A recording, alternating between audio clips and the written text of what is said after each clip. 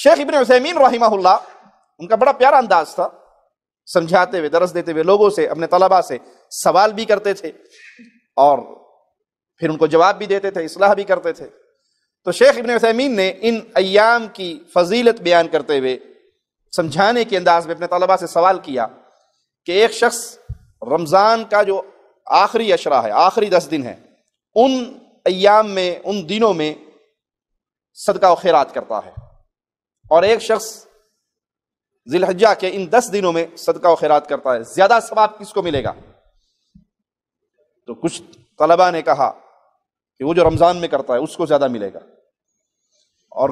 کسی نے کہا کہ ان 10 دنوں میں کرنے والے کو زیادہ ملے گا۔ تو پھر شیخ نے وضاحت کرتے ہوئے فرمایا کہ یہ جو 10 دن ہیں، یہ فضیلت میں، ثواب میں، ان رمضان کے آخری عشرے کے دنوں سے زیادہ افضل ہیں، وہ راتیں زیادہ افضل ہیں، اور ان راتوں میں بھی ایک رات ہے جو شب قدر ہے، اس کو تلاش کیا گیا ان آخری راتوں میں، لیکن وہ فضیلت والی رات ایک رات ہے۔ یہ جو 10 دن ہیں، یہ 10 کے 10 دن فضیلت والے ہیں، اتنی فضیلت والے ہیں کہ پیارے نبی صلی اللہ علیہ وسلم نے فرمایا ان دنوں میں کی ہوئی نیکی باقی دنوں میں کی ہوئی کسی نیکی کا مقابلہ نہیں کر سکتی۔ یہ ان دنوں کی نیکی اتنی عظیم ہے کہ سال بھر کی نیکی اور کسی دن کی وہ ان دنوں کی نیکیوں کے برابر نہیں ہو سکتی۔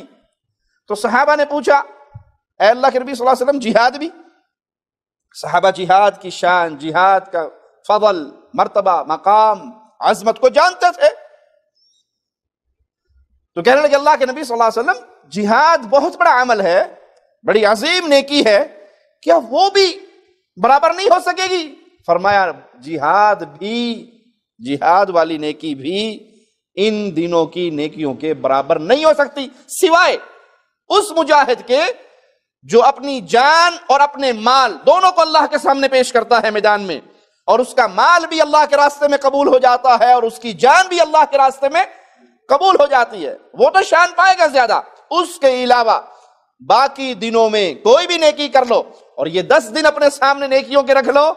تو ان 10 دنوں کی نیکیاں زیادہ افضل ہیں، زیادہ اعلیٰ ہیں،